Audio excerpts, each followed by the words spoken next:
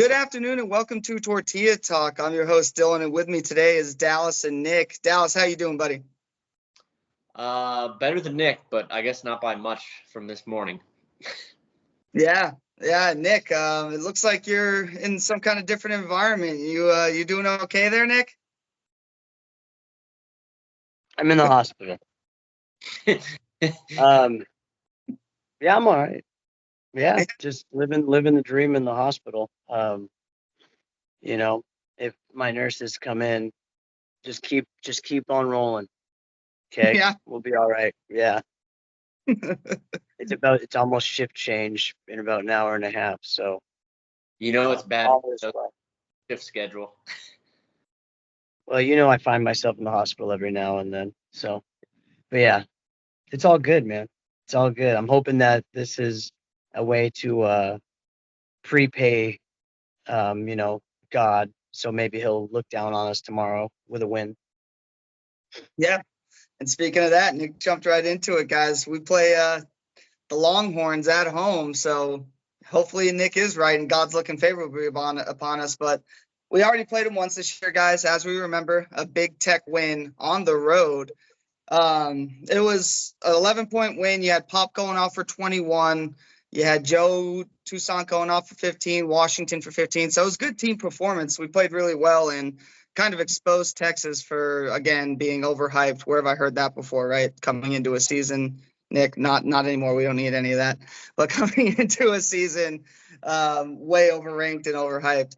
But Dallas, I'll start with you. The question burning on everyone's mind, will Brock Cunningham score before fouling out this time? No, I don't think so.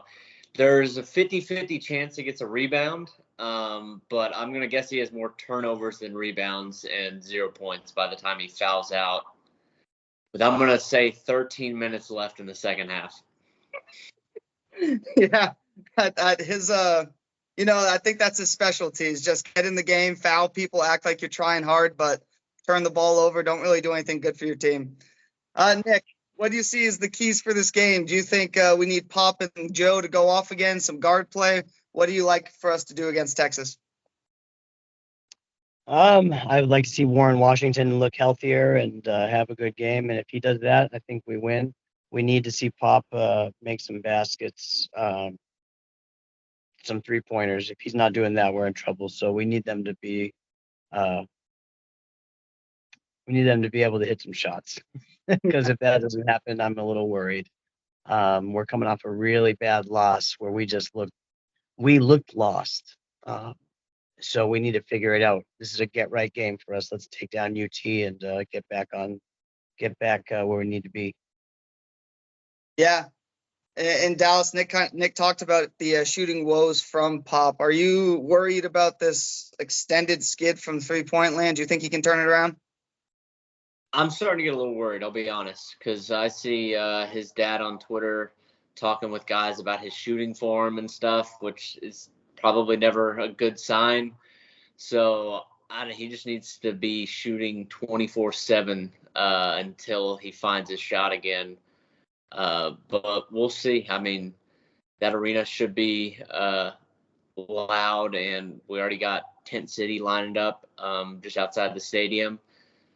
So that's a good sign. I think this game probably comes at the perfect time. There will be nothing like a win over Texas to help you forget about the UCF game. So I'm hoping his shot comes back. Now would be the perfect time. Yeah, it's definitely a good chance to get right. And I like what you said about the Tent City outside. I saw somebody responded to one of our tweets talking about Tent City outside Lubbock. It's also the same outside the Moody Center in Austin, just a different type of environment. You got a lot of people excited for this game, guys. It's a chance for us to send the Longhorns off, the way that we want to, go enjoy your new conference.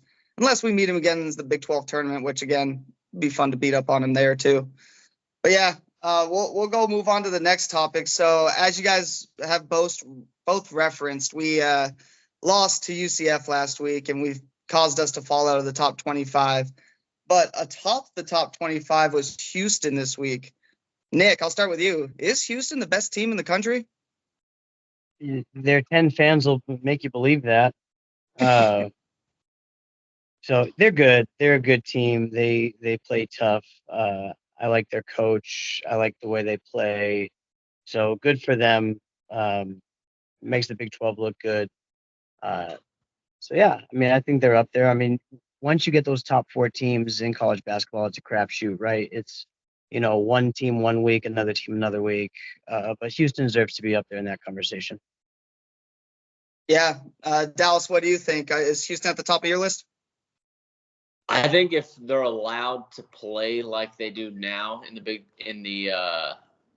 tournament, they're the best team. But they're like so freaking physical. I don't know if once they get in the tournament, sometimes those games are called a little differently compared to Big 12 play.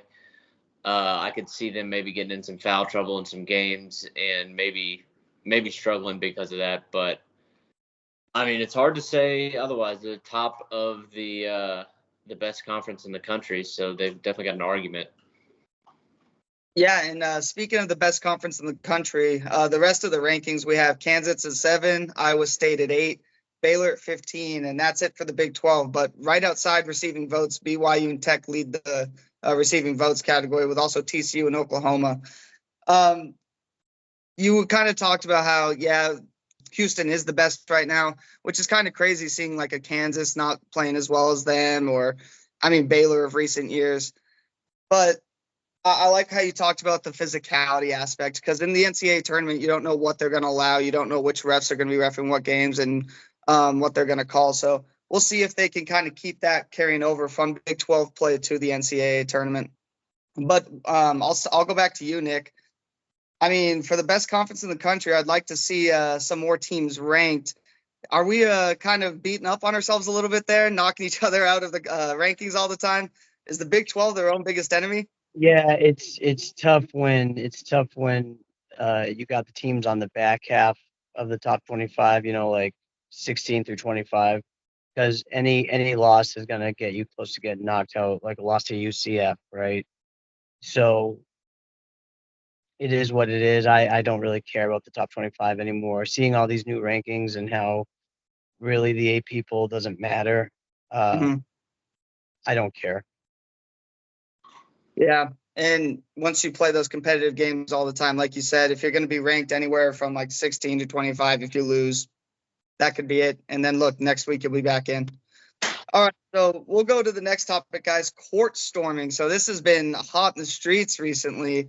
You got a lot of college basketball experts who seem to hate college basketball and trying to take some of the fun out, right? I'll throw it to you, Dallas. The Kyle Filipowski incident at Duke. I kind of want your thoughts on it. I'm hoping you've seen it. What do you think of that scenario, and where do you stand on the court storming issue, or if you even think it's an issue? I mean, I don't think it's an issue. You see it happen all the time, and it happens just fine. You line up some people in front of the student section to slow them down a little and give people time to get off the court. That specific situation, it looks like that Wake Forest fan is kind of trying to say something to him and turn, and Filipowski, he like sticks an arm and a leg out and kind of initiates the contact and then cries about getting hurt. So I don't have any sympathy for him or Duke especially, but all the whining from these national journalists I saw, I think it was Jay Billis, say that they should just trap everyone on the court and then lock them up, like give them citations, arrest them. Like, what? Is that really the best situation or the best solution that you can come up with? I don't know. Tech seems to do it just fine. We've kind of got a pretty good system where everyone hangs back and then McCaslin runs up and gets the students out onto the court, and they celebrate with everyone after each win. It's a way to, celebrate victories and do it like in a controlled manner where everyone still gets to have fun. So I don't know. It's a dumb argument that will continue to happen. Seems like after every court storming now, but I don't know. Just let kids be kids. Yeah, no, I totally agree with you, Dallas. I'll throw it to you, Nick. Dallas made some of the good points there, but it sadly seems to be with all the college basketball journalists and pundits hating on it, that eventually they might win this argument and somehow cause something to stop it. How do you feel First about off, I mean, the one point that trumps everything else. Why do we care that it happened to a Duke player? Since when do we care about Duke? I don't understand where this sympathy for Duke has come across. I have not seen the video. I've been in the hospital, as you know, but I can only imagine he probably flailed trying to kick, scratch, maybe even bite this individual. So I don't care about Duke. You know that. As far as the journalists go, they've always had it out for court storming, and I think Tech does it the right way. I think it can be a little dangerous, but you know, we've got great security in place, and we need to have great plans in place so we can keep this going, because it's a heck of an environment when you get to storm the court. And if we can't figure out how to do it in a safe way, then I put that on the schools to just figure that out. Shouldn't be that hard to figure out. Yeah, and I mean, I got a few things on this one. Like, at the end of the day, the thing that separates college sports from professional sports is the atmosphere, right? And this is a part of it, especially for college basketball. You're not going to see this in the NBA, nor really should you, but this is what makes college basketball fun. So I just hate how you see all these people come at it all the time. It's like, you should embrace this. This is what separates your sport from the other sports and makes it fun. And then the other things, Filipowski initiated contact. I'm glad you said that, Dallas. I mean, he pushed and kicked him out, tried to trip the guy. I'm sure the other guy that pushed him in the back was like, hey, what the heck? And gave him a little shove because of that. Like, I mean, this guy's after fans. And then you have the Caitlin Clark one. She leveled the girl. I mean, these most dramatic flop I've seen after the contact with that. She did a 360 and spun to the ground. Yeah. I'm just saying, they're initiating the contact here. I mean, should we be talking about, hey, do we need to help these fans be protected against these players? I mean, this is starting to get a little crazy for me, because think about it. There's been court storming for like 100 years almost, and we've only started talking about this the last couple of years. Like, they've been fine and safe for the longest time, and now whenever Duke loses a game and they don't want people to talk about them in post game, they just flail their arms, spin, get hurt, and then say, oh, the fans attacked me, rather than, oh, we lost to Wake Forest. Well, Dylan, I have a real easy solution for this. Don't lose on the road. Yeah. No, nobody storms the court when you lose. So, I know. So just beat Wake Forest and Dallas, I would. What? You said nobody. I would. I'm here to protest this loss. Well, you're built different. That's actually how Nick ended up in the hospital. We lost the game and he stormed the court. Yep, I got tackled. All right, guys. Well, we'll go ahead and move on to the last topic. So, college sports realignment, mainly college football realignment. The topic that keeps on giving, guys. So the big news, UMASS is going to the MAC, boys. Hey, are we excited? I mean, man, MACtion's going to be fun next year, right, Dallas?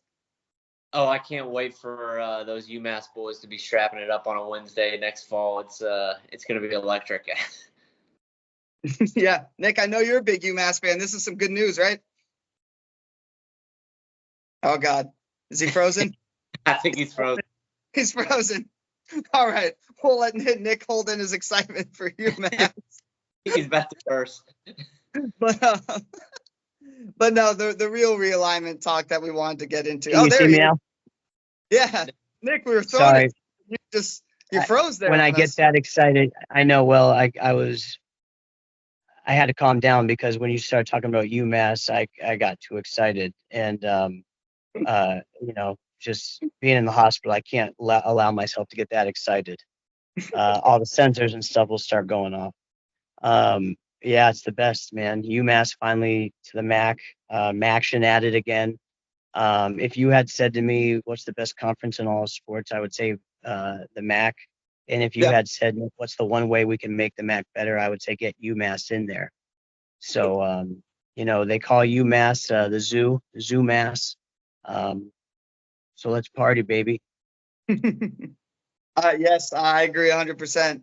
But hey, guys, there's a little bit more news in the realignment aspect, some rumors floating around. So potentially the SEC and Big Ten want to expand, as we know. So obviously the ACC is the target, the top teams there. But there's rumors swirling that they might raid the Big 12 too and add a couple teams from there. I'll go back to you, Nick. If one of these conferences is going to raid the Big 12, who are the top two teams you think you'd take? They're going to raid the Big 12. You got to think Oklahoma State and Texas Tech.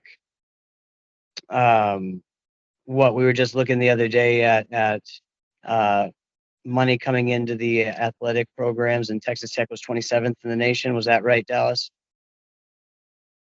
I don't know if that was money going into the athletic programs. I think that was an estimate of the value of the athletic program.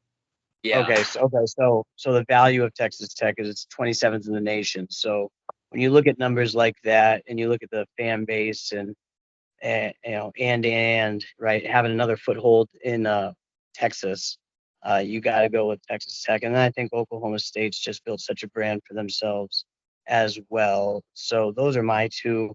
I apologize to our Pac-12 friends who are now Big 12 friends. I don't know enough about you, but I look forward to getting to know enough about you.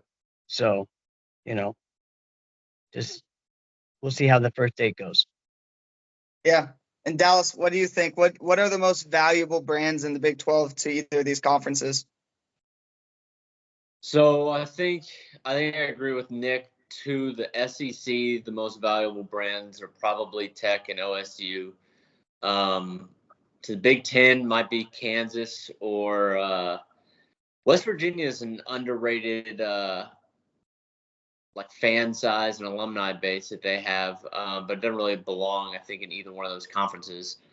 So I would think that those would be two of the targets. You get to restore some rivalries that were just destroyed. But I, for one, am kind of just looking forward to the new Big 12, man. Like, I'd be happy if nothing else happened and we stay at this Power Four for a while and see how things shake out, how new rivalries develop. I'm not one that's, super excited to go play SEC teams that, it'd be fun to play A&M in Texas and those schools again. But I mean, I don't care if I get to play a Vanderbilt or a South Carolina and those kind of teams. So we'll see. I think it's just more rumors, people throwing stuff at the wall, seeing what sticks, like they've been doing for several years now. There's been 100 different rumors, and this will probably just be one of them that passes and doesn't happen. Yeah, and that's kind of how this has all been, just a lot of rumors flying around with realignment.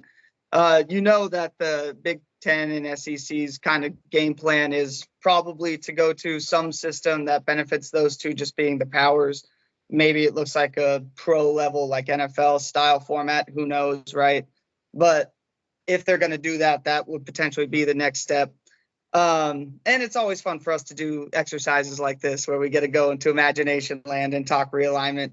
Because I will tell you, you said play A&M. The thing I saw too was the Big Ten trying to poach A&M from the SEC because A&M doesn't want to be with Big Brother again. I was like, man, this is always fun to go down these paths and these rabbit holes.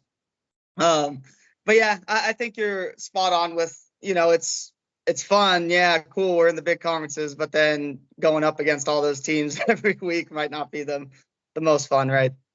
But the Big 12 will be next year. A lot of new rivalries will be formed. Already have some hatred for these new teams. I don't know how it happened so quick, but a lot of them have already gotten on my nerves. But yeah, I'll go back to you, Nick. At the end of the day, the new Big 12 is where we want to be, right? Yeah, I'm looking forward to the new Big 12. It'll be fun. Yeah. And Don, if we were in the SEC, we would absolutely kill those programs with Joey McGuire being able to recruit in the SEC. But so I don't want to say we would get steamrolled or anything. I think we would take their lunch money, but just like we did when A&M was in the Big 12. That is true. A&M seems to forget what their program was when they're in the Big 12. They act like just because they had Johnny Football for a few years and did really well that they were this powerhouse. But whatever, we won't get into that. But again, guys, that's all I got for you today. Thank you for watching. Please like, follow, subscribe, everything on all socials. That's at Tech letter N Tortillas. So Tech and Tortillas. Nick, Dallas, thank you guys for joining me today. Nick, I hope you feel better, man. I hope everything goes well. I started this podcast today probably at like 65%. This has taken a lot out of me. I actually feel horrible at the end of this. So I could see it on your face. That's why I want to send those well yeah, wishes. so that's why I'm like, how do you like the Big 12? Yeah, it's good. All right, guys. Oh, but I will say this. I hate Utah. Yeah, exactly. We all do. But everyone, wreck 'em. Guns up.